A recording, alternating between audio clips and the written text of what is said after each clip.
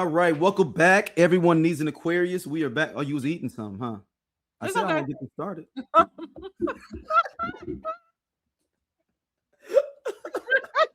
Hey, you looked up like you was a deer in the headlights. Like, what? Like you didn't know you supposed to be All right. on the show. My bad.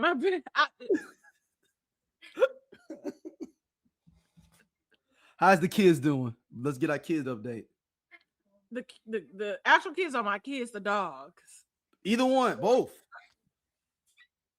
Everybody getting on my fucking nerves. I can tell you that. I can tell Okay, you well. what, in the words of Hank Hill, I tell you what, them niggas get on my nerves. And it's so funny you said that when you sent me that thing. I guess it was AI, that thing you sent me, but it was supposed to be on Magic Mountain or like the log thing. That's AI. They said. Oh, that's not real. No. I'm mad. I'm kind of mad. Because you said it. When you sent it to me, you was like, "This is straight from an episode of King of the Hill." Oh my god. Okay, y'all. So what we talking about? It was this kids that was supposed to be on like the log flume or whatever. That's not what it's called at Disney. Yeah, at Magic Mountain, but that's not what it's called, right? Yeah, but that's what we know it to be in St. Louis. that's we. And so, anyway, it was like a kid stood up, and then they felt like going down. They fall off, and that's what happens on King of the Hill, pretty much. But the kicker is these kids are not supposed to be on the field trip because it was like a field trip for like the honors kids, the kids, all this stuff, right? So it's kind of like Hazelwood Day when we would sneak the Hazelwood Day. Right. And so pretty much what it was like they put these kids in, it was supposed to be like the standardized testing time. And they pulled these kids from Gen Ed and put them in SPED because they would drop the numbers. So if you in SPED, you know you don't take the standardized test. Yeah. So in being in SPED, they took them on this field trip that they wasn't even supposed to be on. Left them with Dale out there acting like a fucking kid, and they all like, oh, let's surfboard or whatever. And then it comes on the 80-foot drop, and then people falling out the log flume. So that's probably, I wonder if the person that made it on AI, that's where they got it from. They had to have, right? Because I mean, it was just too spot on. But I'm kind of sad. I'm happy that people are not really genuinely hurt, because it was like, it was saying it was only one person that was injured because it was only one person that did it. Yeah, because then somebody, like, and I even looked it up. They were saying like if someone felt like that, they would be dead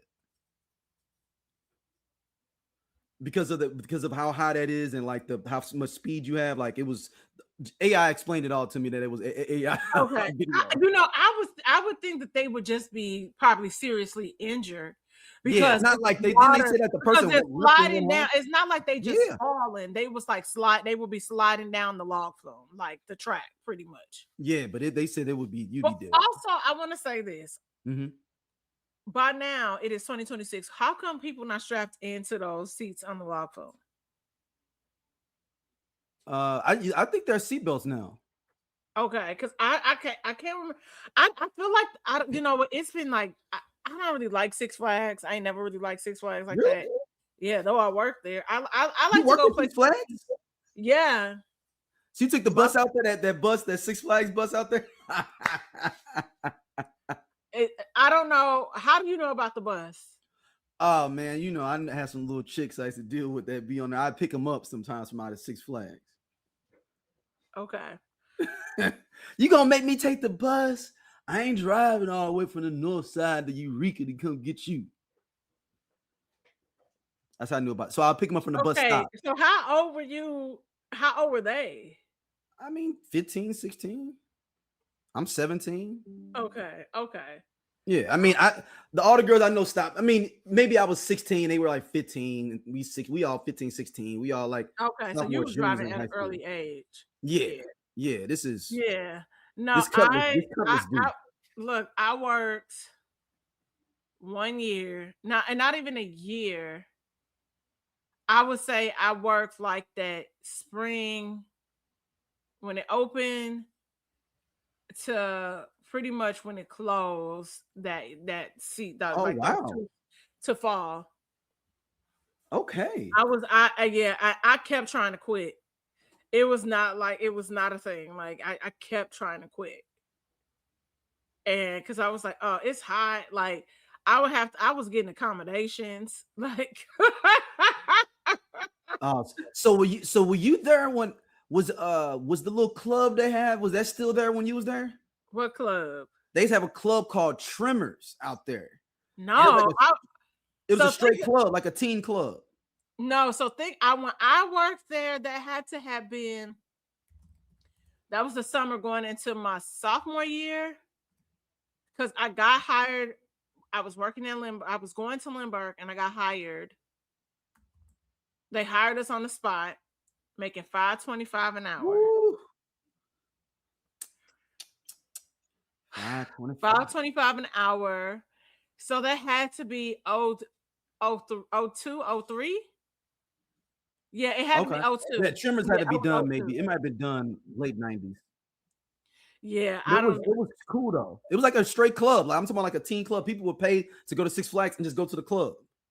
Yeah, I don't know nothing about that. Tremors, man. It was called Tremors. Information to me. That is it was called Tremors.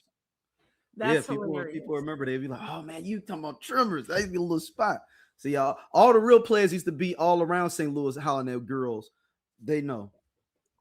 Yeah, only thing I know of is In Cahoots. Yeah, it was like it was pre In Cahoots. Okay. Because In Cahoots is more 97, 98 on. This is like 95. And In Cahoots might be later than that, because I feel like I was in high school going to In Cahoots. No, it ran that long, because In Cahoots started when I was in high school. Shit. Yeah, it had that long of a run. That's what I'm saying. So like they started, I'm thinking like 97, 98 In Cahoots started. Like when I was in and it's a church now. Faith Church, y'all. You want to Google it for our listeners that aren't here, just look up Faith Church, St. Louis. You'll see where a lot of debaucherous things went on for young teens. Yes, absolutely. How are you? But it was a honky tonk club originally. Yeah, it was. You would go as they opened it up, dancing and shit. But then, because they had the WIL on Saturday nights on their it would come on Channel 4, and they would have like they would watch it. Yeah, I saw my cousin on there. Really? Your cousin was on the WIL, like the country boot scoot? Yeah, he lived like in Bunker Hill. He be chewing tobacco. Oh, so he was that guy. Okay. Yes. He lived in a different St. Louis than us. Well, he didn't live in St. Louis. He grew up in Royal Lake in Illinois. But why was he in Bunker Hill then? That's where he lives now. Oh, okay. So is he okay? Okay, let's move it along. Yeah. All right. Let's get into it. The BET Awards happened earlier this week. I'm so sorry. What? What's funny? You okay? Oh, okay.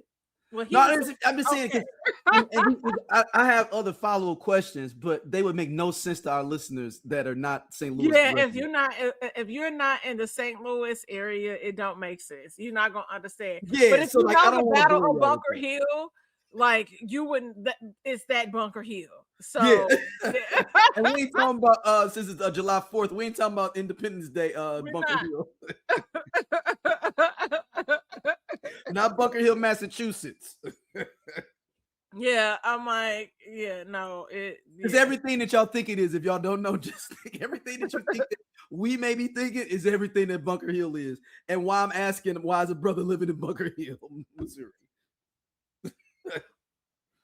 Anyway, the BET Awards came this week. Druski hosted. This is one of my favorite moments from it. Right here. Okay. No, my bad. I've been drunk. This should have been my gig. Why the hell would they have you host? And this is the problem. This is the problem with BET. They be tripping. Because this should have been me. I got it. This next performance is by a Grammy Award-winning artist who came through dripping. It has been up till it's stuck. Give it up for the one and only Cardi B. She just auditioned for her next year too with that. See, I think they should have did it together. Made me think that they should have co-hosted it. Yeah, I was wondering if that was if that was planned or if I think it's planned. That was planned. Because I was like, that was just too. I mean, she was. It should have been a gig. And that's no diss to Druski, but we talk about things translating from the internet space to, like television, right? Mhm. Or just how like sometimes you see certain internet like comedians, and when they go to actually do stand-up, it doesn't translate Mhm.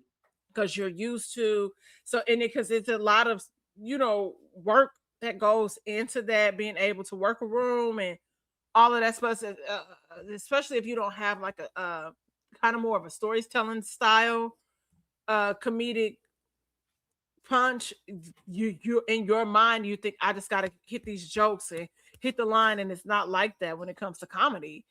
So I think definitely, like you said, she definitely just auditioned for her to host next year. Kiki is funny. We know Kiki can sing. I would love to get like a medley of different songs or whatever, should she but host. But I would say part of it is not Druski's fault that I it think they fell. assumed that people knew a lot of his sketches though too. I think they assumed that people understood and knew all them sketches were like the Baptist minister To one, me, the break 'em, what was the break you up records, and then the white guy that won't say the N word. Like those were sketches that if you know Druski, you would be like, right? oh shit, that's funny. You're right, but also I will push. I would say a little bit like some of it is a lot of it isn't his fault. It is goes back to the writers' room. Mm-hmm. Just like I think it was like I think the whole thing with the church skit at the beginning, that was funny, Mm-hmm. but then him doing the other stuff, maybe not so much. When Duran came on, it was funny, Mm-hmm. but I would say that they just missed the mark with it. What happened to Chris Spencer writing? Wasn't he was like the main writer for the BT Awards for a long time. That's why y'all think all them other years are better, is because Chris Spencer that wrote for Wayans Brothers, stuff like that. Does tons of stuff. That's why y'all think that those other ones were funny, because he was the main writer. Yeah, I know. One year, Sydney Castillo wrote one year. Tyler Chronicles. I think Rob Hayes has done. I didn't really see any of my comedy buddies like posting about it. Yeah. So I don't know if any of the people. Yeah, because I saw your one boy on there, the dude that's funny with the braids.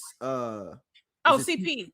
CP. He's got his own show coming, huh? Yeah, so he's gonna be hosting Comic View. Like they revived Comic View. So I thought they already revived it and was Mike Epps hosting it. Remember?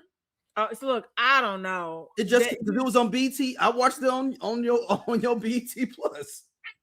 Oh, look. Remember, because that's what T.I. was on the episode. It's from the rooftop. It's a rooftop. So okay, Comic View from the rooftop. Okay.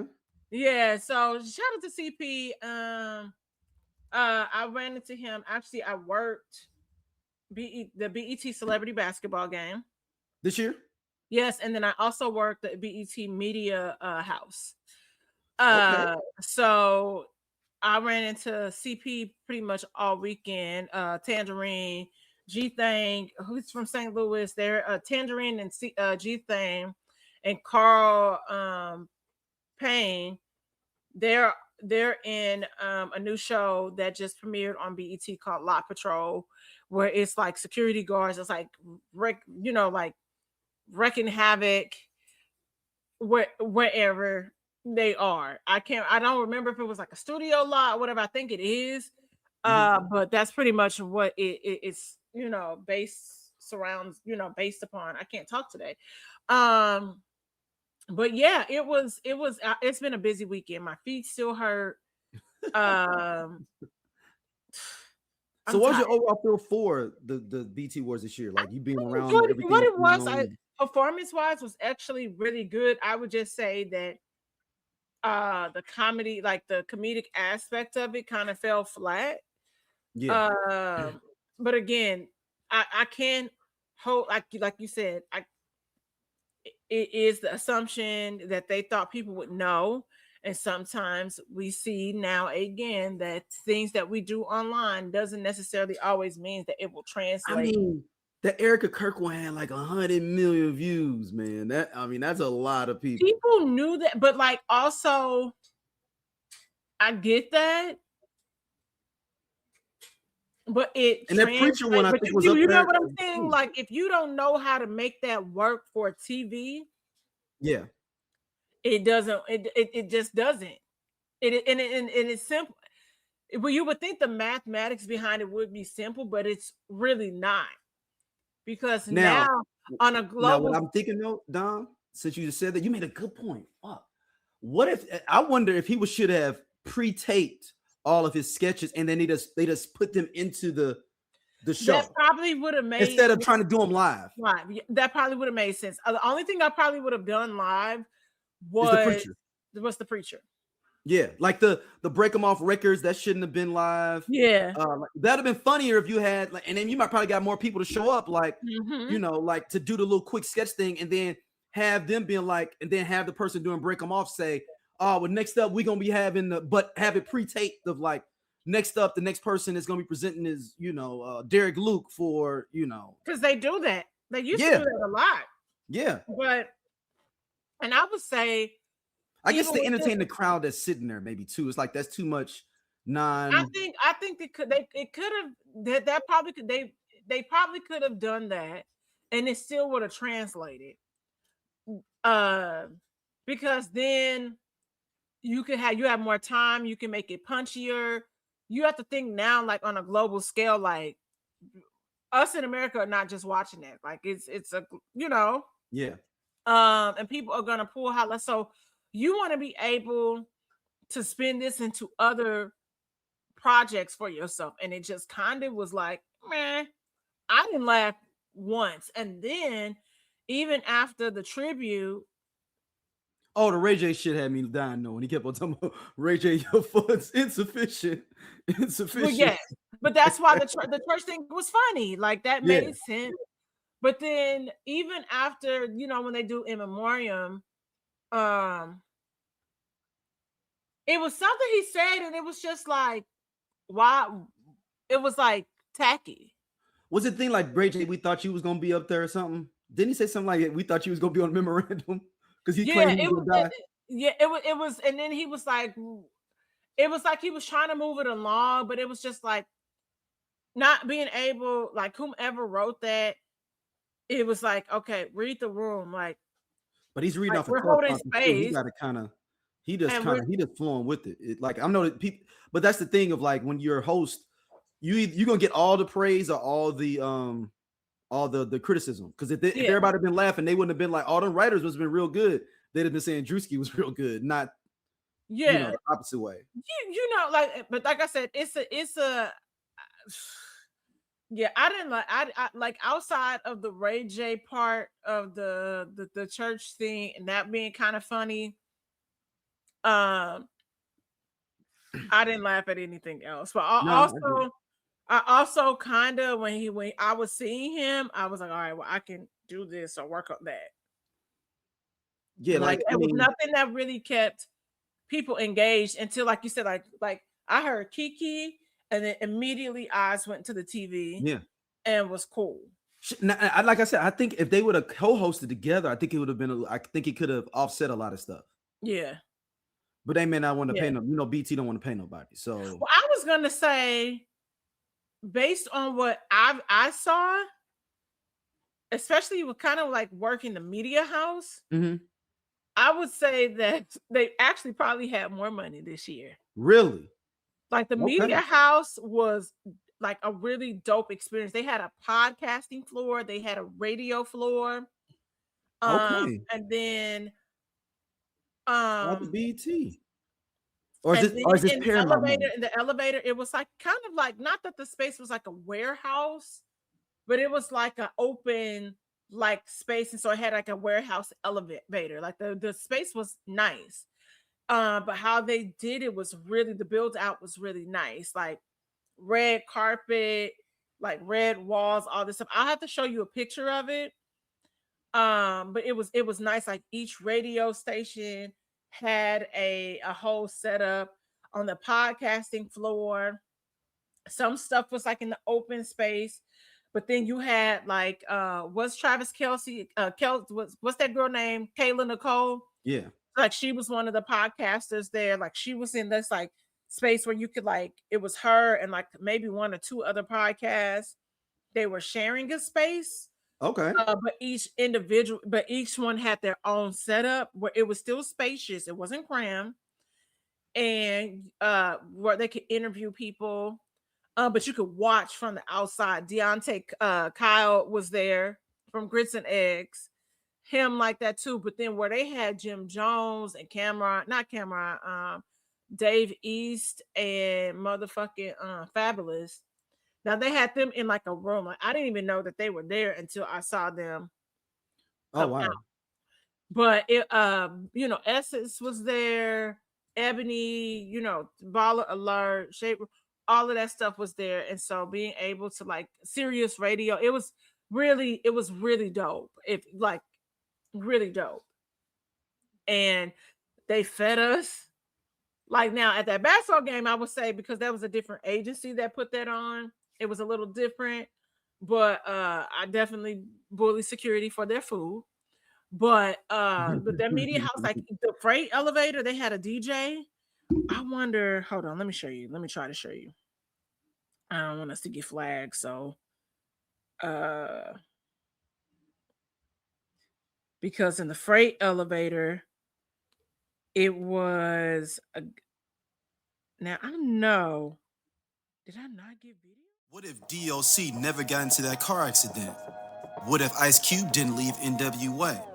What if the Game never leaves G-Unit? What if Teddy Riley never moves to Virginia? What if we got that J. Cole and Kendrick album?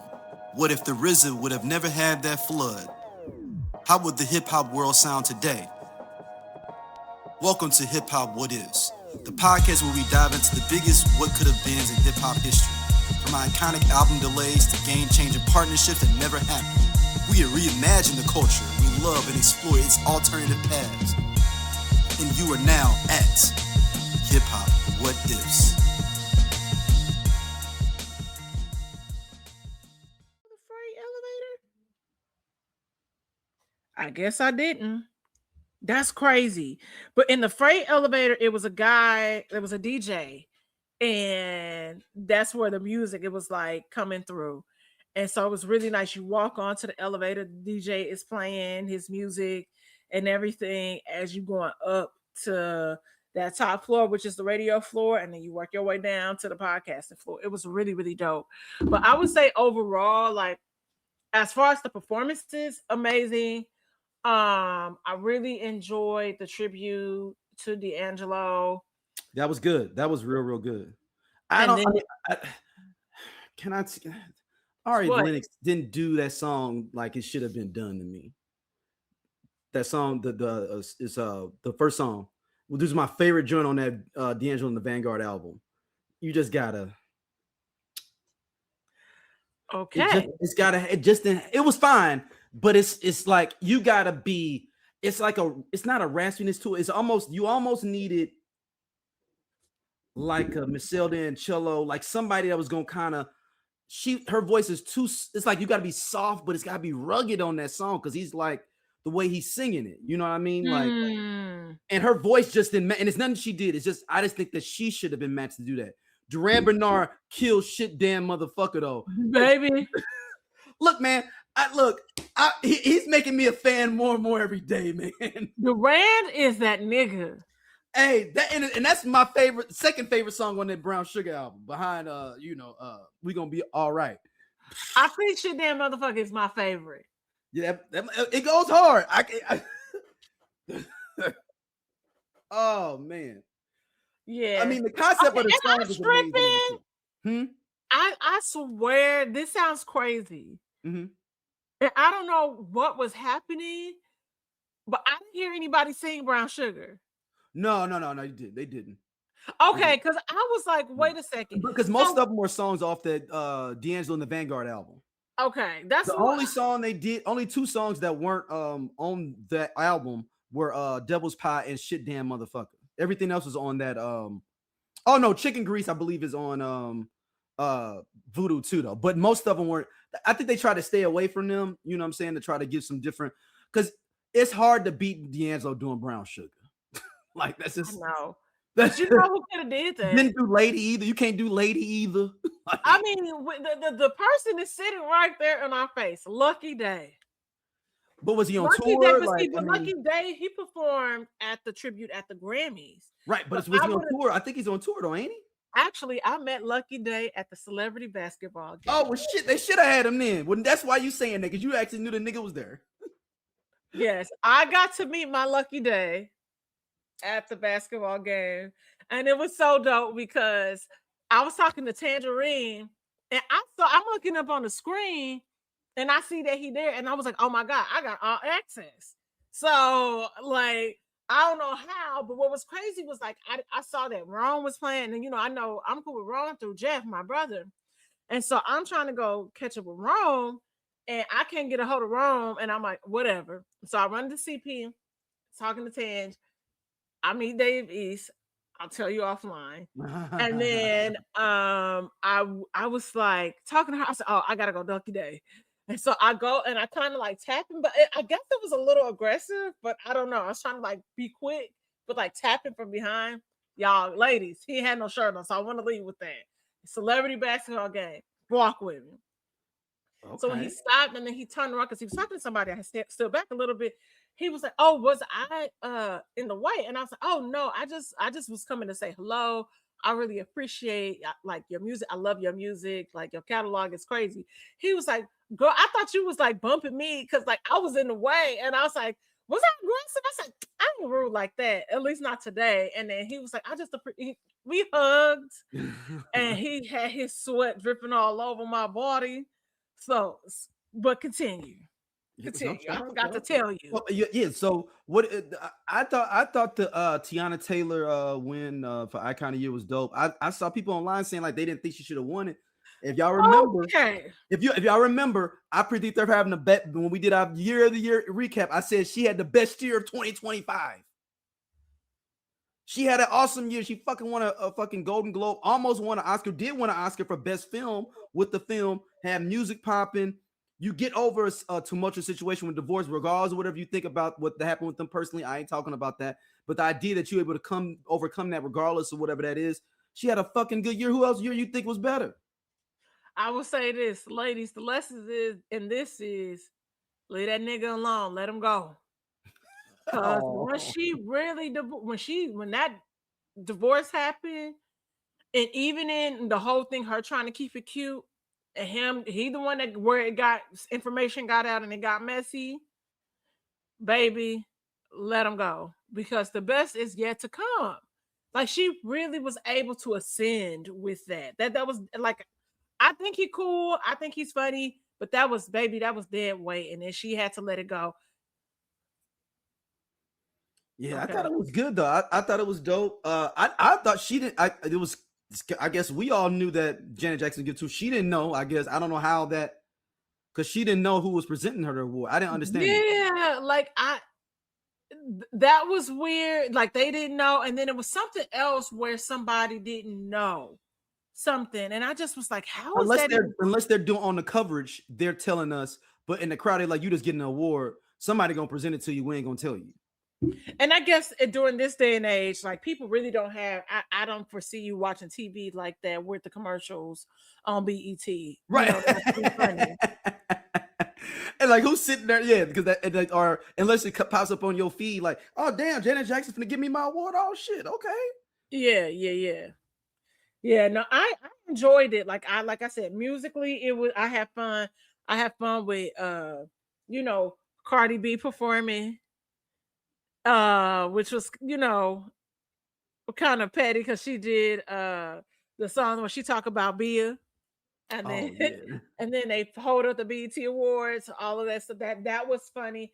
I enjoyed it for what it was. I would say that this is probably one of their, at least performance-wise, like the consistency, like we were talking about the performances being really, really great, like really strong.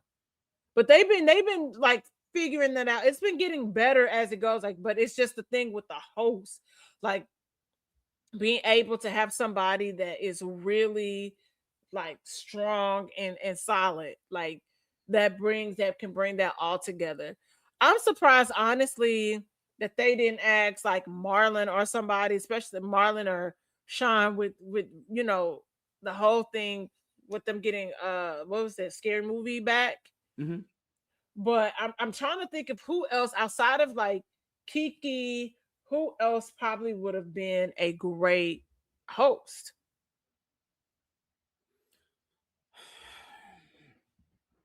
It's not rhetorical. No, I'm I thinking. know. Just... No, I'm thinking. It's not. I mean, nobody knew it's going. I mean, because we have different types of. I mean, the person I think it should be. They need to do it maybe to help kind of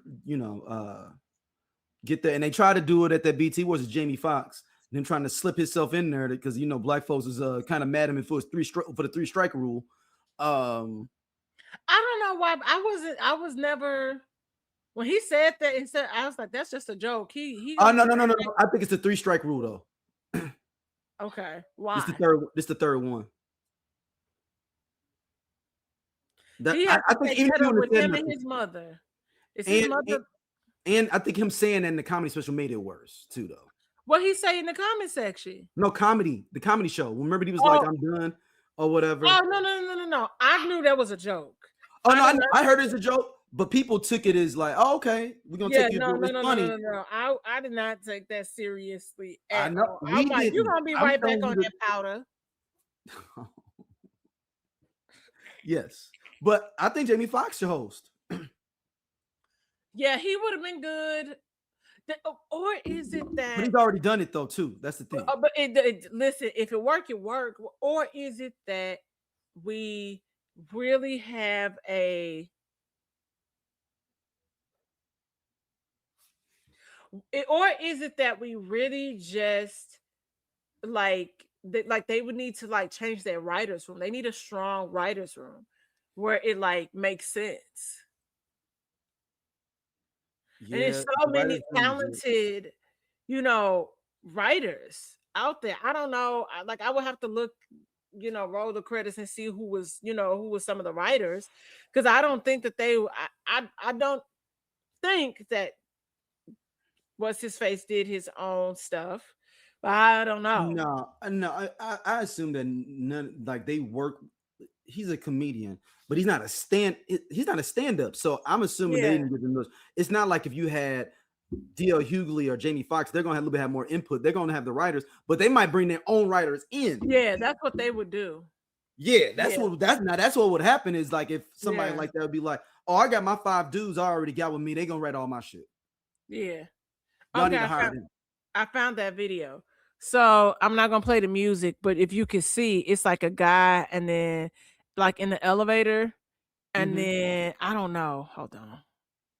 Yeah, I can see. I guess maybe it ain't moving. I thought the elevator would go up, but he's moving a little bit. Yeah, he's moving. That's me. But it was really cool. But the elevator was moving also very slow. That was another hiccup. All right. Finally, for 2 more things, we wrap up our BET review. What'd you think about the Lauryn Hill tribute? Oh, I enjoyed it. I thought it was interesting. So apparently she wasn't supposed to perform. Apparently. No, see, I got no. I'm going to tell you why. I'm going to get there. Trust me, there was a sound check and everything. Yes. I think when they probably asked her when she saw what songs they were performing. I can believe that part. Yeah. And so with the whole thing with X Factor. So she was like, absolutely like this has to be a thing. So that's how she ends up performing. But I think that one of the curb is that Jill Scott was supposed to perform and was on vocal rest. Because she just got off tour, I believe. For her new album tour, I believe. Yeah, I didn't know she was on tour, and she only hit like 10 cities. It was like a smaller tour. It wasn't like a major like 30-city tour or nothing. Okay, yeah, no. So that's the word on the curb. That's what that was. And then when she found out Jill couldn't perform, she's like, "I'll step in and do it." Yeah, well, I don't know no, I don't know if Jill Scott was supposed to do X Factor. Okay. But I'm just saying she was apparently supposed to perform, but was on vocal rest. But apparently X Factor was not on the list of songs to do. I mean, she did X Factor, and then she did the other one too. Didn't she do Everything Is Everything too? Yeah, no, Yeah, she did Everything Is Everything too. She did two no, songs. she did 2 songs, but I thought it was the song with her and D'Angelo. But I'm tripping. Let me see. I thought somebody else performed that. Let's see.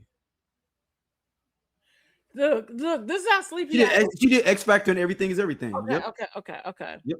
Shout out to hey man, Google's getting better learning, man. Like it's know exactly what a nigga need, boy. Help me fast find it. I ain't gotta go through no articles. I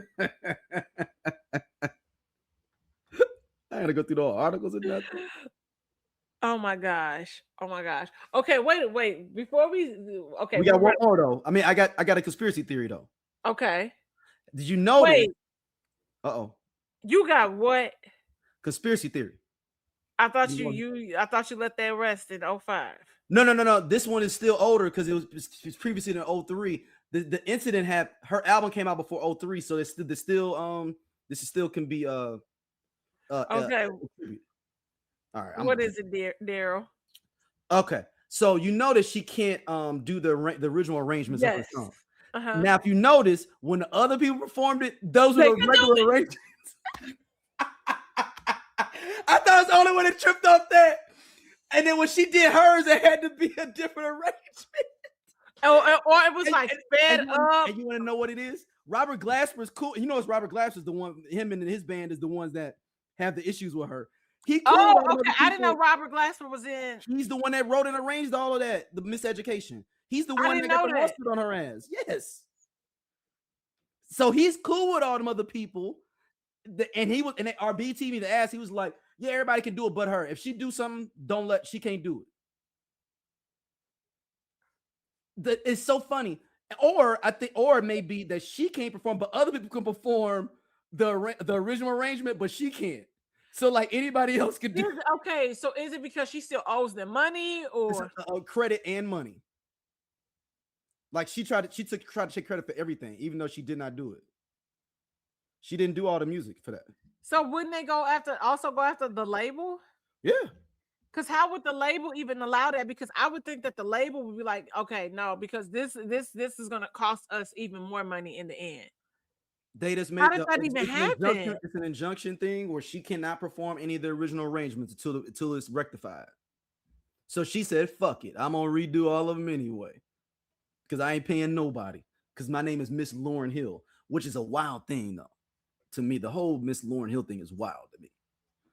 I'm not calling somebody else that's my peer Miss somebody. Like, I call women that are older than me that are respectable or a woman I don't know or anything like. But if you my homie and you my homie, like Queen Latifah fucking came out before you. She older than you.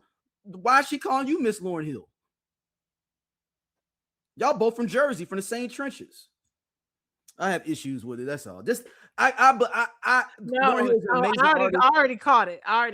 So that's Lauryn Hill's an amazing artist. She's one of the best rappers of all time and all that. But for us to be saying that one album and that album was amazing. But I'm just saying, man, we let a person rock one album and we act like it's on the like she's on the level of Stevie. Like, you know, where I mean, this ain't Keys of Life. This ain't, you know, none of that. This is, and it's an awesome album. It's amazing. And at the time it fit right in the pocket. And I know it speaks to a lot of women and their experiences in life, but we can't be letting some person with one album just rock this out. And I mean, she can't even perform her own. She can't even perform the right arrangement. We can count Unplugged 1.5. Did she perform Unplugged? Nope. Okay. She had to do Turn Your Lights Down Low. That's how many songs she doesn't really have to feel like full out of floor. D'Angelo's got more material than Lauryn Hill. No, I would say this. No. I'm not. Okay, yes, he does. And he would even admit that he was bullshitting coming out with music. I would say as far as Lauryn Hill goes, I think it is okay. So since we're talking about music, this show is about music. Fuck everything else. I would say it's an interesting thing that happens. So we know how when you have this holy grail like this album, and then that second, and we know the second album, that sophomore slump that happens, right? Alicia Keys, it didn't happen to her. It didn't happen to Beyonce. There's certain artists that it Didn't I happen think to Jill Scott, Erica Badu. It's a couple there's people. certain people, but it is a thing In general, that it is. Yes, We talk about our favorite. One of our favorite, Anne Marie. That second album was a flop compared. Oh, what? Not in my household. It went platinum. No, but I'm talking about comparatively. It wasn't Yeah, I banging would like the say. first one. And I like joints off of her. Like, don't get it twisted. I'm just saying, comparatively, how dope that first album was. The second one was a sophomore slump. I think with I just got a text that irritated me. I think with Lauryn Hill, I think it's probably that fifth, that sophomore slump that happens, right? So like Coco Jones put up a video and was talking about like pretty much that sophomore slump, like that transparent, like she's like, I know I can see my ass off. What is like, I think it's like an identity thing that happens pretty much. And when people don't gravitate toward it like they did your first project, Coco, and I don't even know necessarily if her first project, was it an album or was it an EP? I think it was more of like an EP, right? Coco Jones's? Yes. Yeah, so EP. It is no skips, right? And you win a Grammy off of it, and then you have to put out an album. And I think what happened with her is we know you sing R&B, but I think a lot of the songs is very slow. It got lost in translation. There is one song I can tell everybody to go listen. Two songs. It's Taste, which samples Britney Spears' Toxic, and then there is On Site. On Site is that girl. It's On Site. Like that's the song, but then you're having this issue where I don't know really what my sound is. What is my sound? What is my image? What does that look like? How do I market myself? But this goes back to like even when you are having deals with the labels, being able to negotiate branding, your sound, like who you need to work with. And so maybe that's something that happened to also Lauryn Hill. Like look at Cardi B. It took her 7 years to drop that project. Her first album is really solid, won a lot of awards and everything. And so I think it happens where you sometimes you just got to do it. You have to do it and push through whatever that is. And I know even in Lauryn having this album, we know you popping these kids out, so we don't know we don't even know what postpartum is doing to you back then. No. I'm not taking anything else away from her. Yeah, no, but I would be interested just to know, like, has anybody ever really sat down with Lauryn Hill and said, okay, so what is it? Like I'm sure people have. I mean on the record. Oh, I would like to know on the record. I don't think she would even let the conversation happen, to be honest. Because there's something. I heard she likes to control the interviews. She wants all pre-questions. It's not like free flowing. In general, people say she's hard to deal with.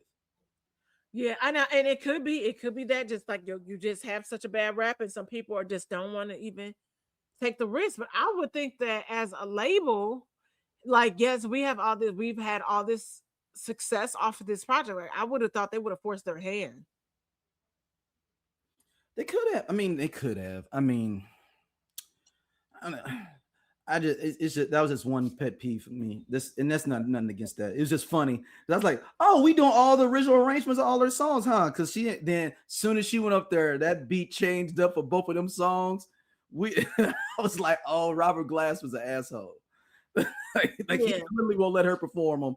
Her original, every other song had the original arrangement, but I thought they were good though. I thought all the performances there were good. Or whatnot. Our last topic in here that it's a post topic. Oh no, we don't have to end it. I just thought we was gonna talk more about music and get into. Oh yeah, but I didn't. We gonna.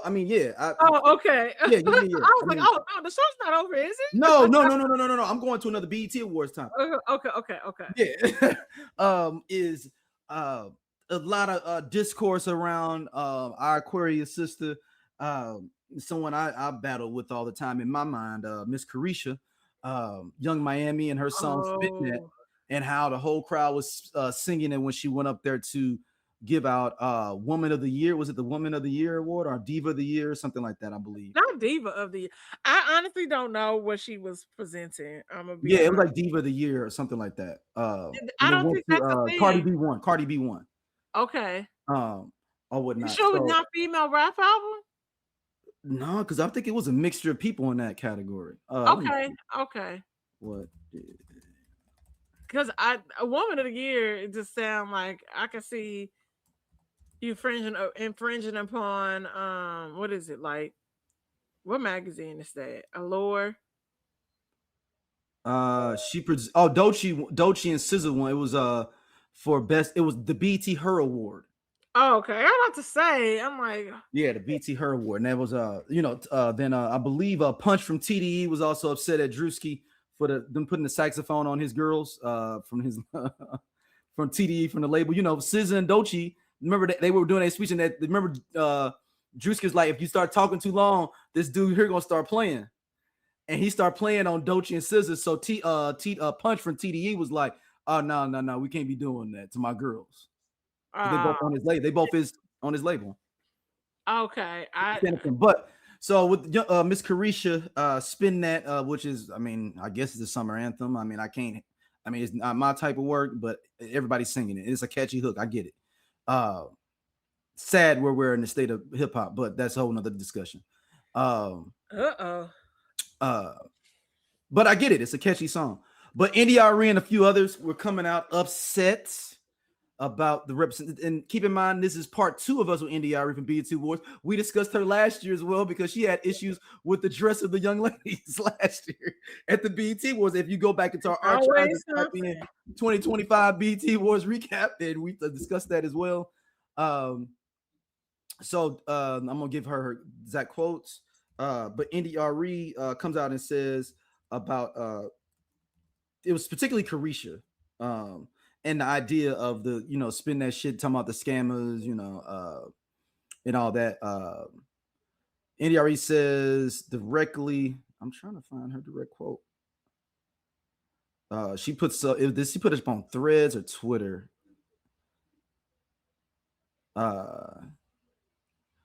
So she says about the song "Spin That."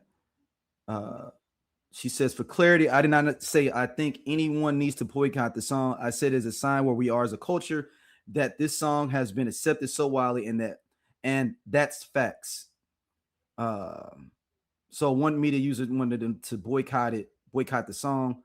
And then NDRE also says, I spent my entire adult life caring way too much because I finally learned that not everyone cares with a capital C. And explaining it to them is not going to make them care. Everything you listen to, see, eat is going to influence you. So make wise choices. Then she says, the mass acceptance of this song itself is a crystal clear sign of a bigger problem. I finally realized that not everyone wants to get free, and it is a very rude awakening. There she goes. Girl, we been on it. We been on it. Everybody don't want to get free. What are you talking about? Yeah, I'll say this.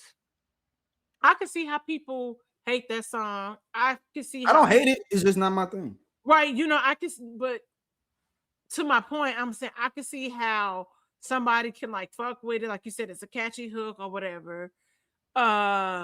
Sometimes some shit just don't have to be that deep. Just let it be. Like let people enjoy what they like. Life is hard enough. And just let people vibe out. Like Paris is Burning, literally such a great documentary, by the way, for the people that are into the ballroom scene and want to learn a lot about ballroom.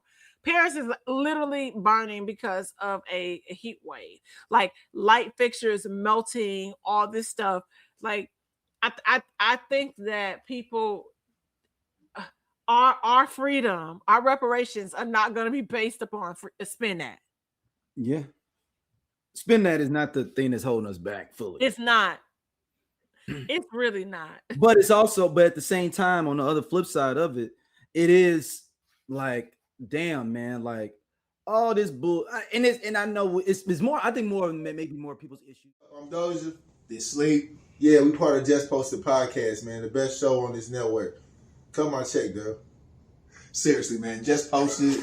It's just me and Doja sitting back talking about what the fuck going on in the world and the streets. We said labor of love. He said labor of love. I ain't say that shit. Shout out to you know what I'm saying, everybody coming to watch though, man. We really appreciate y'all. Holla at y'all later. Hey man, this nigga just tall for no reason. gone. And he Peace. do regular jobs. Don't forget that.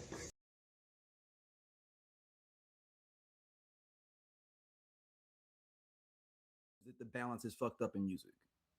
We throw and spin that out here, but we have no political songs going against the system. We don't have any other, even just fun regular songs. We don't have anything giving us any depth. We talking about spin that shit, and niggas is over bombing Iran and shit, and people doing all kind of, and the shit's high, spending it, and the gas. You know what I'm saying? It's just like, if it was another song to counteract that, I don't think people would be as upset. It's just the fact that it's kind of getting pushed down our throat, saying like, no, niggas, spin that shit. It's inflation, but spin that shit. You know, like, don't worry, spin that, also, damn, spin that shit. Yeah, I think, but you know, I just it's balance. You know, I think the main issue is balance. People wouldn't care as much if it was balanced. I feel like there are songs out there, but just people, when we talk about music, people don't tap into it. That's just really what it is. Like, we talk about people, like there are a lot of great artists out there that are unknown simply because people don't want to tap into it. That people wait for the mainstream to give them this shit. That's the problem. Yeah. Instead of you trying to find good music for yourself, they expect the mainstream society of music, because we're so conditioned to it because of radio, music. They're like, video. the algorithm will push to me what I should be hearing, what I should be watching. Exactly. And it's not like that with music no more. Nope. It's like, really not. Not at all. Like y'all really trying to get people Alex like Isley in my algorithm now. I can't. I'm gonna have to figure out something when it comes to Olivia Dean. Y'all trying to force her down my throat, and I'm just like, it's not for me yet. But I like Ray, and Ray, that's not that I ain't pitting them to, you know, because I know they both British girlies. Yeah, but but I love Ray. Ray the shit though. She gives me that Corinne Bailey Ray vibe. Yeah. But yeah, I get where Arie's coming from, but at the same time, like you said, we've been known that some of these niggas don't want to be free. Like, we've been known that. Some people are gonna get left behind, and that is okay. Rosa, look, Harriet Tubman taught us that, showed us that. What are we doing here? What are we talking about? Yeah, I just feel like this post could have been for something else. Like, girl, move it along. Like, and that's no diss to India. I love Voyage. Like, listen, I will still get up and turn on Voyage to India and clean my house. Since we talking about spend it, okay. It is getting some people in trouble out here in the world. The song is getting some people in trouble, and maybe India and Iron have a point. Maybe there could be a point made here. Here we go.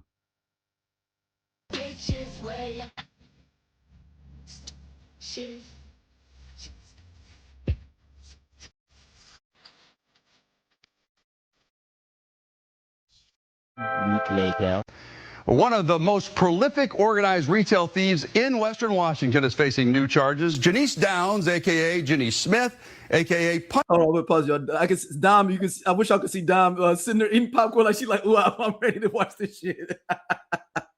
Wait. It's the new charges. She is back in jail after just getting released from prison in January. Bellevue police say one of the best clues. In January. We only June. July. We July 1st today. Came from a TikTok video made to Young Miami's viral song Spin Dat about boosting and scamming.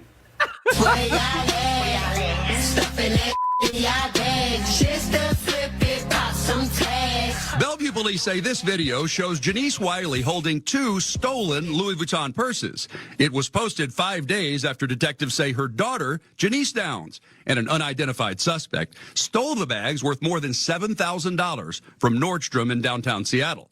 And 2 days after Downs showed the purses on her Instagram account. For us, she's a prolific, organized career theft criminal, and so we're very familiar with her. That's because Bellevue PD Special Enforcement Team busted Downs and her mom 2 years ago for a major organized retail crime spree. They were accused of stealing more than $500,000 worth of Lululemon clothing. Downs pleaded guilty to 6 counts of organized retail theft. You said $500,000. A Lululemon? She was sentenced to 33 months in prison. Go ahead. Somebody for that store was in on that because that's like $5 million. Gotta be, right? That's somebody that opened a stock door or and just left it open and left. It's no way. That's the whole store inventory. Unless it's overtime, no. But that's still an inside thing of like you come in there stealing 10 grand every few days or every week or something, or every month. Man. With 501 days credit for time served and was released in January. Bellevue PD Captain Landon Barnwell says just 4 months later, Downs was back to her old ways. You would think that, after what she experienced in 2024, that, hey, that maybe, she would change what she's doing. But again, clearly she hasn't chosen to do that. Court documents show Bellevue PD Detective Jeff Christensen recognized Downs in a bulletin sent out by Tukwila Police showing thieves stealing almost $4,000 worth of fragrances from Macy's. See the shower cap she's wearing? He had a similar photo of her from his case 2 years ago. All right, I want to dissect something real quick. So how do you get to the access to $4,000? How do you get to the fragrances like that when they're behind something normally, and someone has to probably bring them out and give them to you? Oh, it could be the gift ones that are sitting out. That's what I was gonna say. Like often, what happens is like if there's like a display, yes, because for the most part, it's more so cosmetics. Certain cosmetics at certain price points where it's not out, but also because you're doing like makeovers and stuff, so you need counter space. But as far as fragrances, they'll even have like individual boxes sitting up on the counter.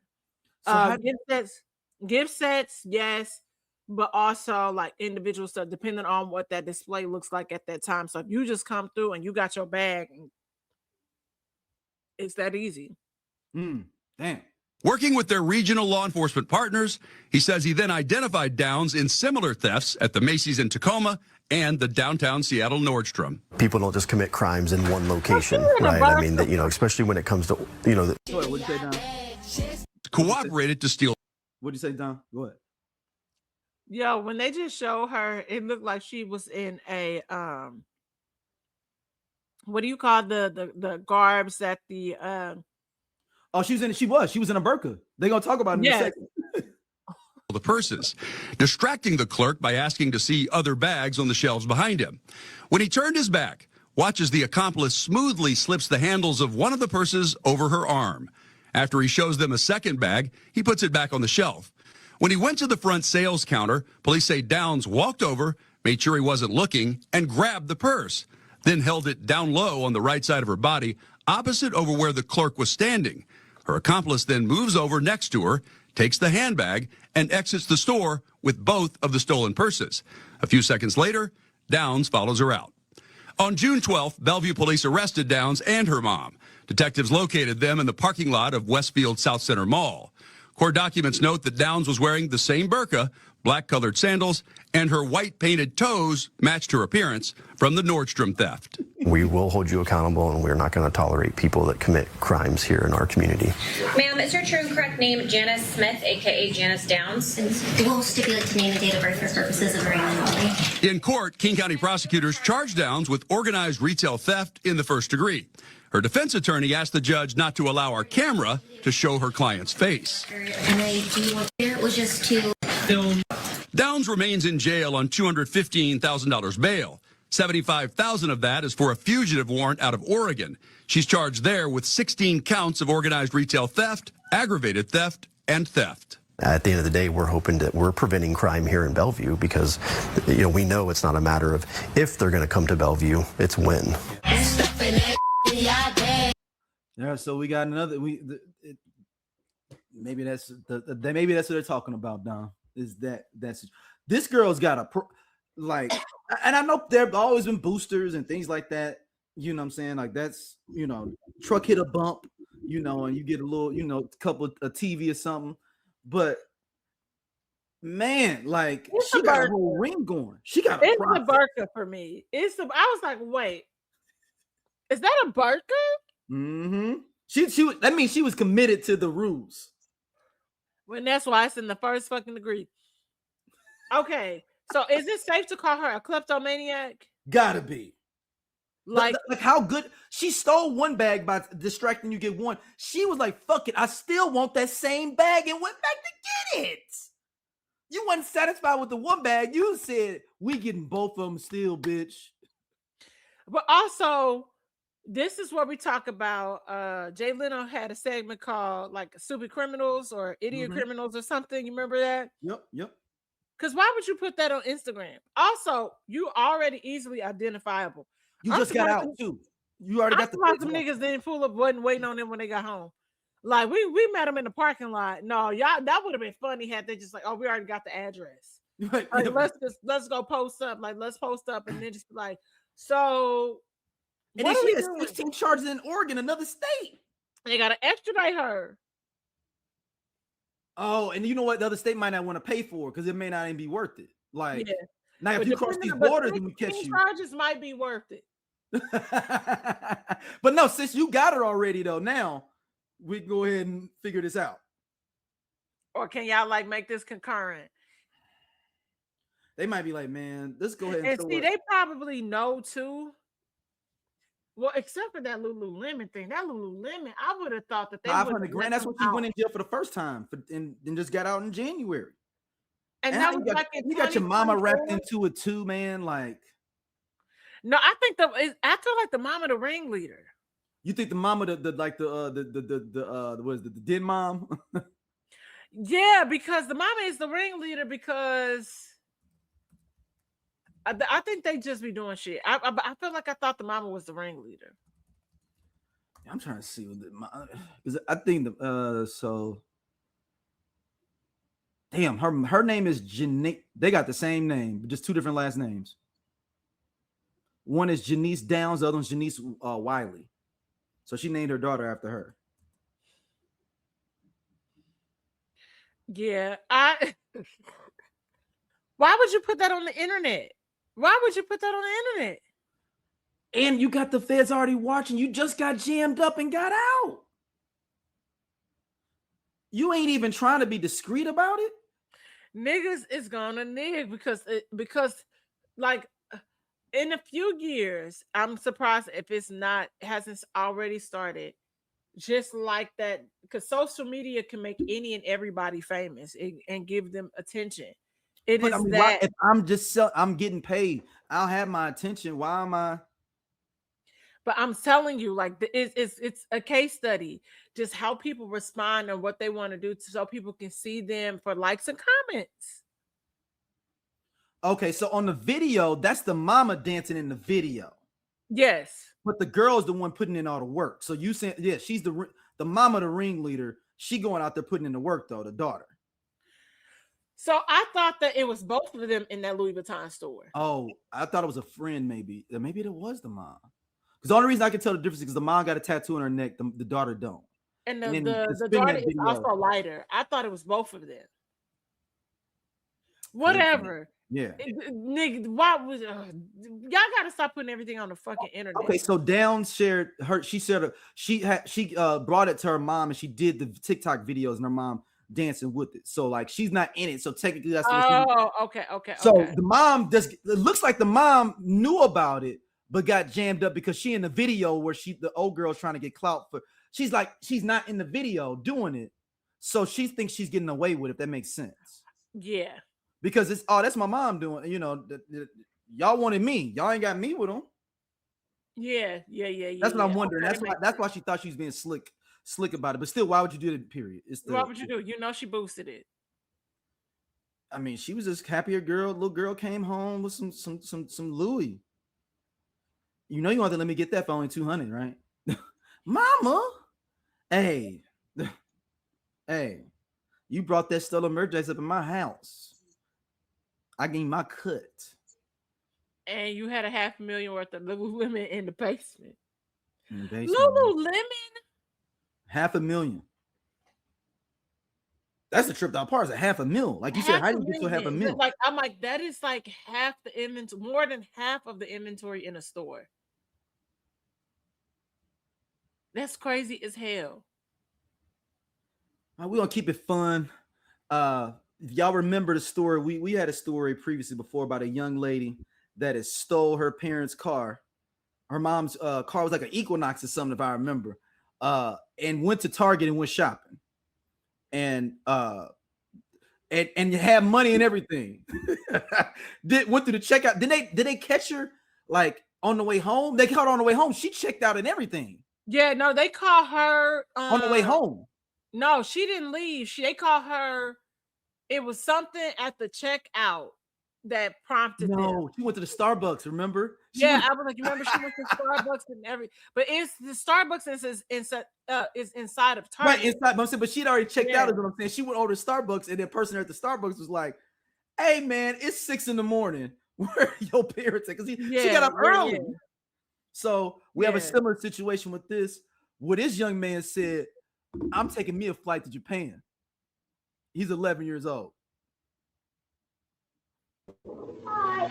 Are you doing Uber? This video shows 11-year-old Jamel Johnson getting into an Uber at 5:55 a.m. without any parent supervision. His parents say they woke up in a panic when they realized their son, who has autism, wasn't at home. It was a feeling I wouldn't want any other mother, father, parent, brother, sister, aunt, uncle to ever experience. I didn't know what was happening.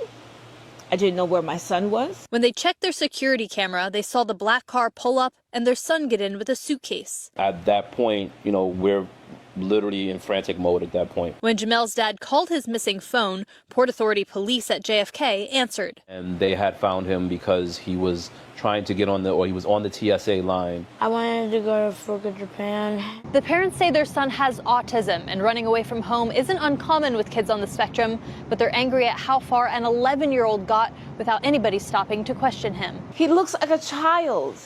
Why would you let him get in your car and pull off? Uber itself needs to be more mindful of not just allowing anyone to get into their vehicles. The Port Authority said in a statement to News 12 that the boy was found by staff around 6:30 a.m. at JFK's Terminal 1.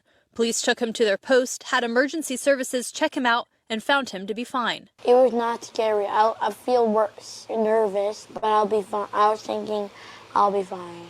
This could have been a different story. This could have ended totally different. Uber has a strict no minors policy unless they're with an adult. It's unclear why Jamel was allowed to get into the Uber on his own. We reached out to the rideshare and are waiting for more information, but the Johnsons are in touch with their trust and safety department. In Valley Stream, Nassau County, Jenna Ray Gartner, News 12. All right, Dom, you work with some of our children that are on the spectrum. I can't blame Uber for this. We're not blaming Uber. No, man. If you know that your child elopes, there are certain, and that's what they call it, guys, when children run off that are on the spectrum, they call it elope.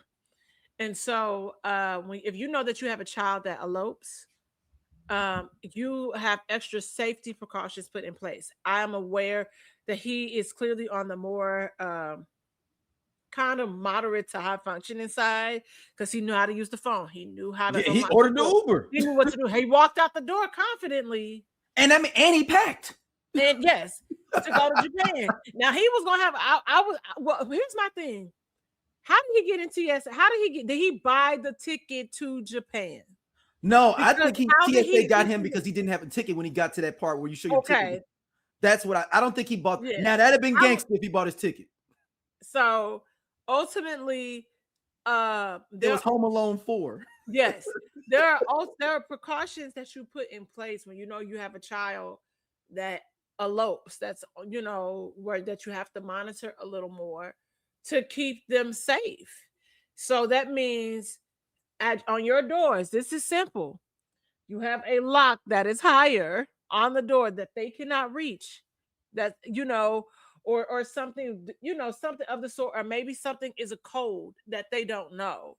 That you put in place to keep them safe. Like, I can't blame Uber in this case. I didn't even know that they had a no minors policy. That's not true though. You can put on there that you, like, for instance, like if I want to send Xander to like soccer practice, I could send her, and they have certain Ubers that are for people that are more trusted for having kids. People send their kids to school in an Uber all the time. Yeah, that's what I don't know. That's what I'm saying. They don't know what they're talking about. Like, and I don't want to discredit those parents and saying that, but y'all know what y'all talking about when it comes to that. Yeah, and so I'm like, Uber is not at fault here. You are. Yeah.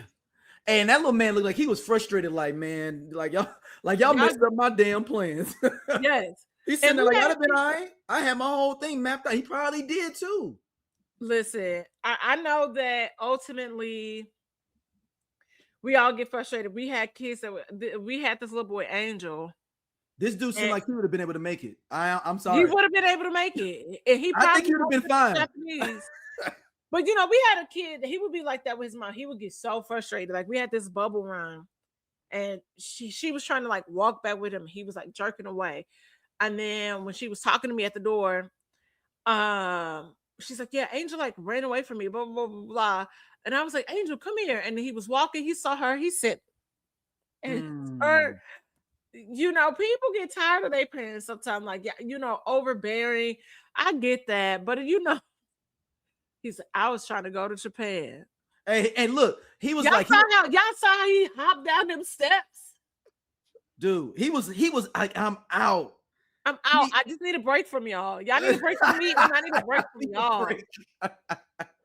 Hey, he hopped down, and I'm talking about, he was like, cool, you gonna help me get this? Like, almost like he's like that. Like, you see how he popped? I thought he was gonna take it to the trunk. Hey, like, that was just too good. That was too good. Like, a part of me, honestly, I wish he had bought like a flight, or like be like Expedia or something, and all he needed. And my thing is, like, so then how was he able to get order the Uber though? If y'all don't have the credit, he might have ordered if it's the credit card. No, he had his daddy's other phone. Remember, he had the daddy's other phone, and he had another phone. So that's how he had it. So then, did he keep his dad? See, I got questions now.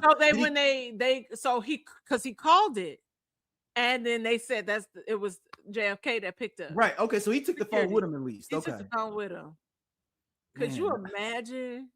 That's enterprising though. I'm sorry. I know it's sad, and I know they were scared, but a part of you's gotta be like, man, my son's smart as a motherfucker, boy. Like, think about this. 11 and like got all this together, like got it set up. He's definitely on the more moderate side, more moderate high, probably he's probably in mild mind. Yeah. Class.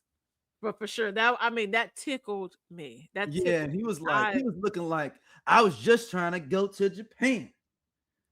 Get away from these motherfuckers. Yeah, it was that. No, he probably had them that was that people. tone. How hot was he at them TSA people? And they was like, where are your parents? Don't worry about it.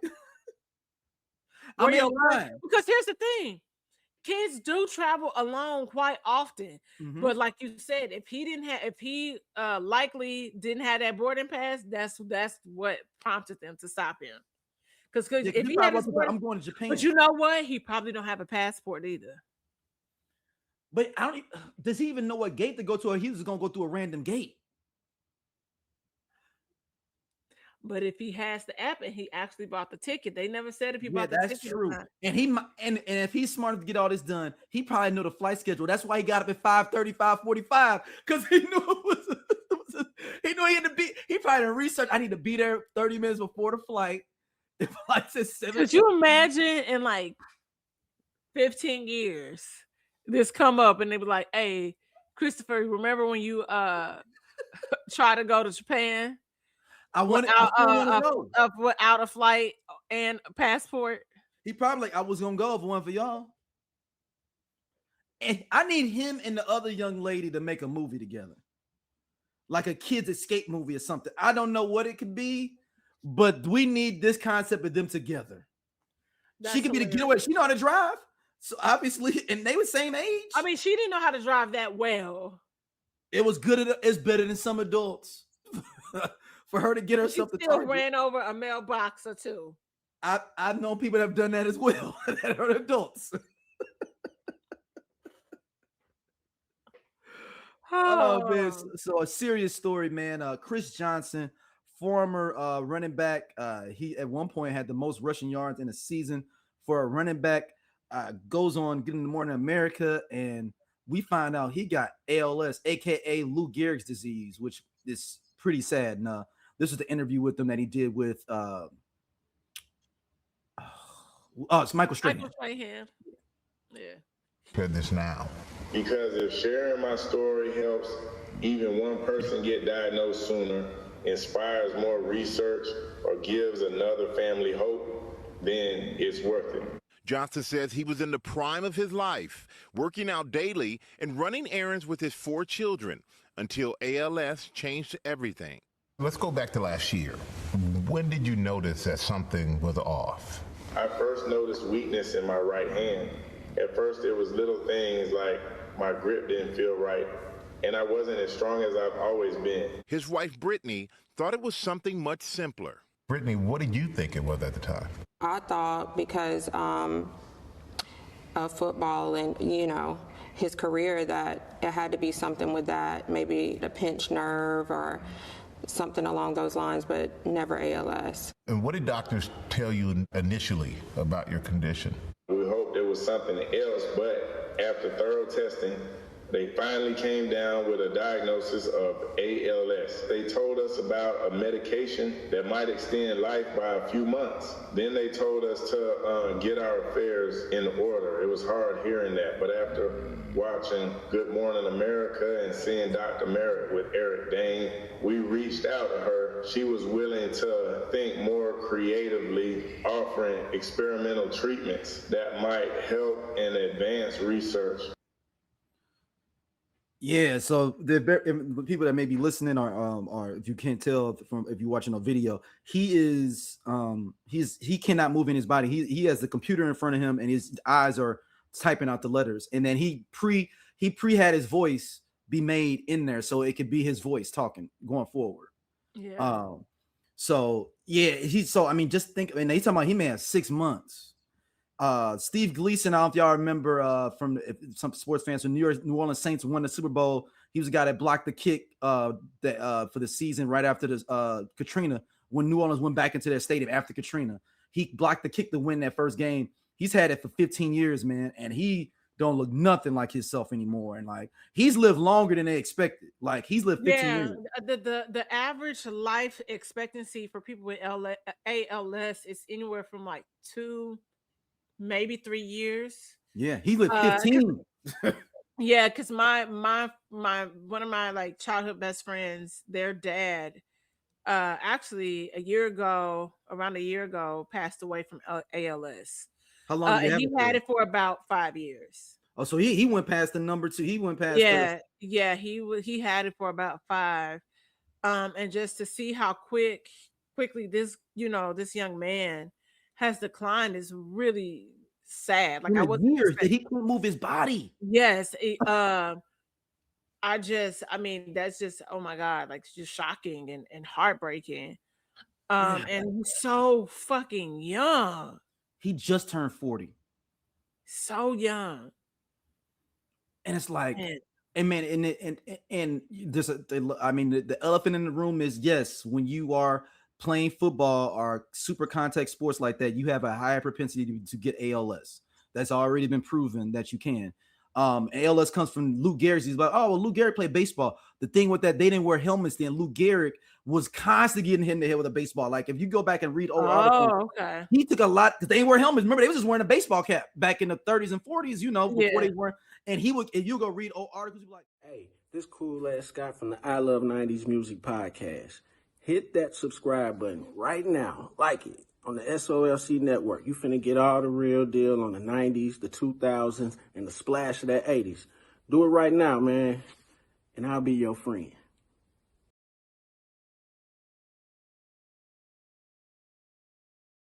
Oh, Lou Gehrig got hit or whatever. And he be like, damn, and then somebody did an article on it, tabulated up, he got hit like 42 times with a baseball on his head over a time period. And but no, you're like tripping off because somebody just writing an article, just a regular thing of like, oh, he got walked because he got hit in the head. Somebody threw the ball up, hit him in the head. But then you realize, oh shit, that brought on his ALS. Yeah. And the disease being named after him, Lou Gehrig's disease. Because he died fast as hell too, though. He was in his 30s, early 40s. Yeah. Lou Gehrig he had to leave baseball because he got Lou Gehrig's. Oh wait, Lou Gehrig. It is Lou Gehrig. So, yeah, I was to say, I know what you meant though. Yeah. Yeah. And this is just sad, man. It's like, think about you got to think for him and his family. He played in the NFL for about a good 15 years, stacked some good checks. They probably living all right. He like, all right, cool. I got my 4 kids. I got time to spend with them now because I ain't playing in the league. I ain't traveling.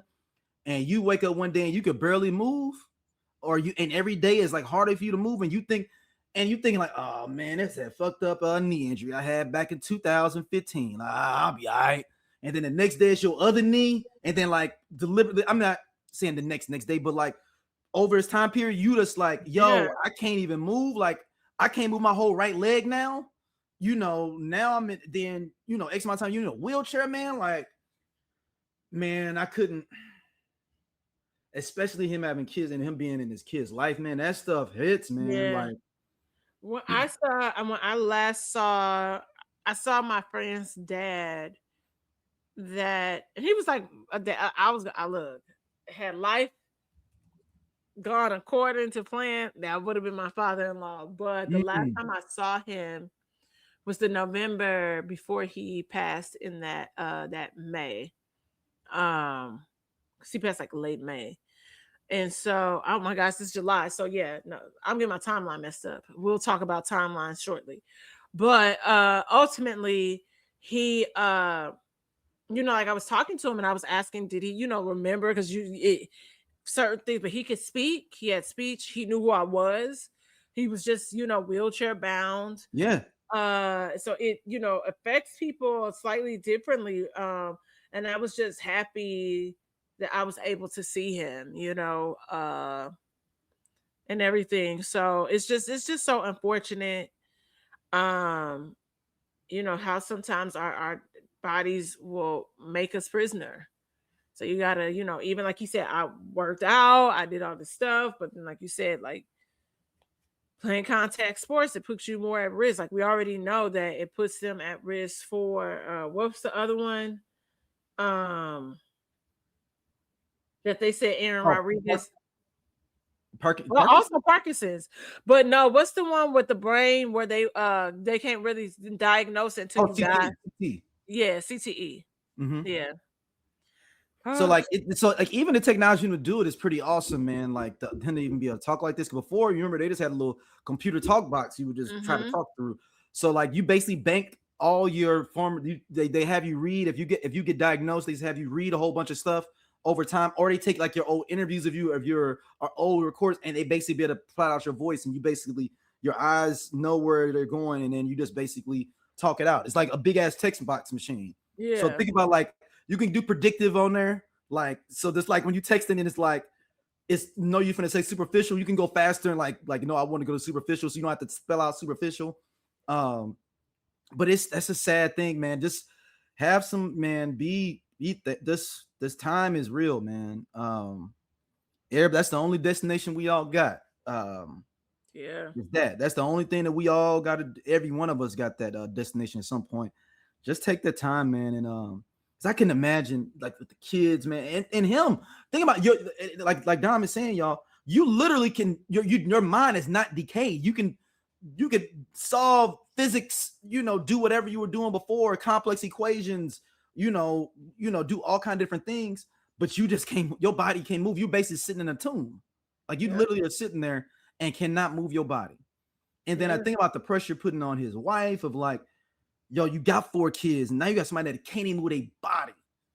So you literally have to pick him up or have something to get him up every morning, get him over into his car.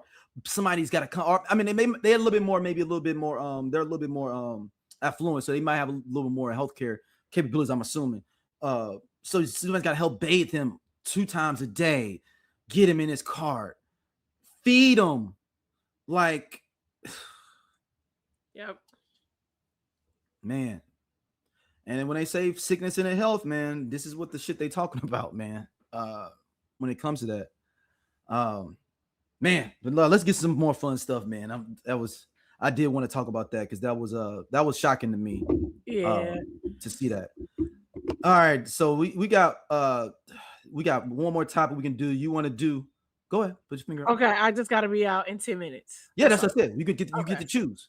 Do you want to talk about the young gentleman whose mother was in music videos and he thinks she's a hoe and messed up his life, or would you like to talk about time travel? Or should we wait on time travel? Time travel might be a long. It's gonna be longer than 10 minutes. We can hold on. Okay. You want to talk about the young man that's mad at his mama? Yeah. But man, especially with retrograde starting, it would have been perfect. But okay, let's talk about the young man. I remember when I was little, my mom, she used to be like a video vixen or whatever. She used to like date rappers. Whole time she was just getting fucked on by these niggas. They wasn't even really dating her because they never claimed her. She used to go backstage and stuff like that. I remember we walked through this long ass venue. It was a bunch of people on stage doing concerts and stuff like that. We walked all the way to the back, and I guess it was like Ludacris backstage shit where she was dating Ludacris at the time. We go back there, she see the nigga, and then we leave. And then it was the same situation where she was dating T.I. We went to Cascade for King's birthday. We went to the back to see King open his presents and stuff like that, and then we left. She didn't even buy us skates or nothing. And what's crazy is T.I. bought out the venue. We could have got skates for free. It's just the fact that she was showing us off like a purse because she looked so young that she had to prove to the niggas that she was fucking, that she had kids so she could get more money out the niggas, and she wasn't even helping us with the money. Wasn't even paying bills or nothing like that with the money because my stepdad was paying. All right, it's a couple of more, y'all. A couple more. This is. Wait, hold on. Honestly, truly, we ain't even got to go that deep into it. It's another part I want you to hear though, because you lit up. It's another part I want you to hear because you're gonna light up again. Your eyes gonna light up again, and I can't wait. I'm mad that you think my red eyes carpet events, meeting up with Gucci Mane and fucking T.I. and all these people. Where I remember at one point in her life, she was just a fucking threesome for T.I. and Tiny, where she was going out her way to get fucked on by these niggas. And then she had Bow Wow friend Cleo, the nigga from Hole Zero. He had took me to Chick-fil-A and gave me a Chick-fil-A sandwich and shit like that. Told me that I need to be a better kid for my mom because she trying so hard. No, the fuck she not. This bitch is giving out. This bitch is giving out coochie. That's all she was doing. That bitch wasn't doing shit for her kids. That bitch was going out her way to have fun and give out coochie to niggas so she could have money and have all this shit because she was pretty. And then I remember it was a time where she brought us around Gorilla Zone and shit like that and was trying to introduce us to this nigga and we didn't know who he was. So she had to apologize to the nigga because she felt bad that we didn't know who the fuck he was. I'm like, bitch, nobody give a fuck. We need our mom. We want you to take care of us. Fuck is wrong with you? All right, there's one more, but you get I got the reaction I wanted from you. Now I saw that. I saw that because I actually sent it to my homegirl because we know. I said, now why Cleo in it? Yeah. Oh, you know the gentleman he's talking about. Yeah. So I was just like, okay. I found a young lady though too. That's the picture of the if y'all see them, but she also was in Cameron's video. One of Cameron's videos, the main right. So when we talk about clout, we just spoke about it in the scamming part of things. I think this is crazy as hell that you have so much rancor towards your mother, where you go on the internet and out her. I mean, never mind. No, I'm not gonna do this. This is how them real pill niggas start. No, absolutely right. And then I would be because I can't say that. I'll tell you offline because it's kind of mean. But put in the chat.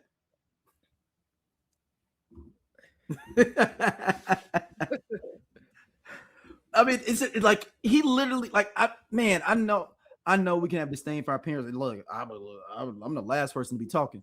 But man, I would never go out here like this. Right, that's crazy as hell. Look at the chat. Because it make me, to me, that embarrasses me, all the bullshit like that.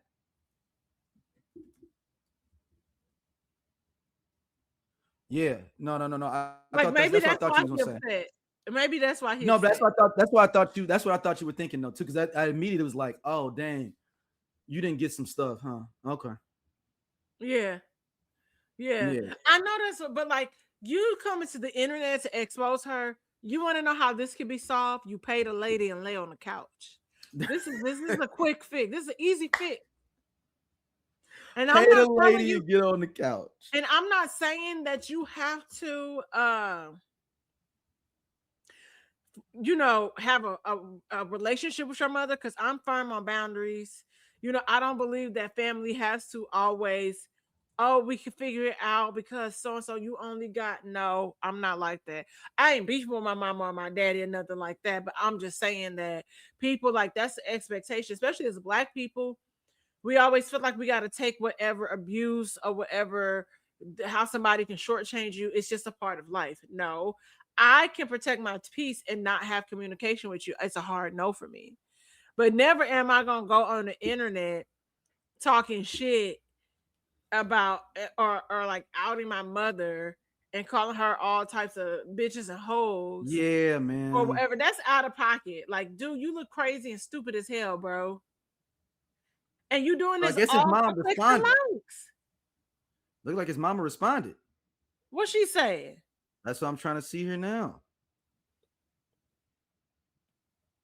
Oh, it's a 4-hour video. Oh, hell no. 4-hour video? Somebody's covering on their live, so I don't even. No, we don't need that.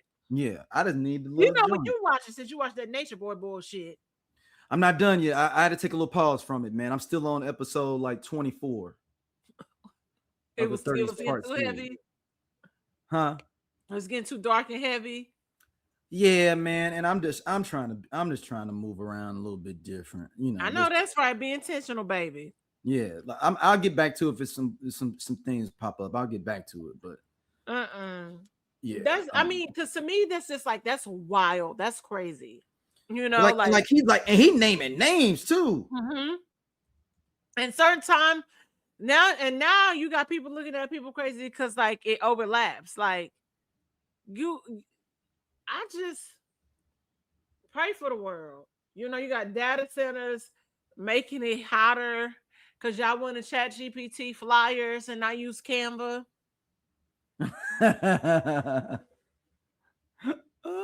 Like, oh my goodness. Like, come on. Jesus, take the wheel.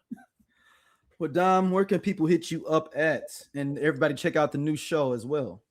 You can hit me up at St. Angeles, wherever you social network, and be sure to check out Whiskey Sour. I had dropped an interview last week with my homegirl Marsha Wayans, yes, of the Wayans family. Mm-hmm. And Stone Cold Freaks drops July 6th at 11 a.m. I'm super excited. We have some clips up. You can follow the podcast on Instagram at Stone Cold Freaks, as well as Stone Cold Freaks on YouTube.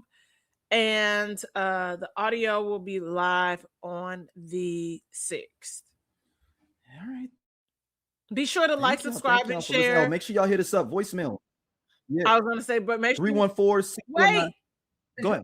I was going to lead us out before you put the phone number. I said, and be sure to like, subscribe, and share all the podcasts on the SLLC network.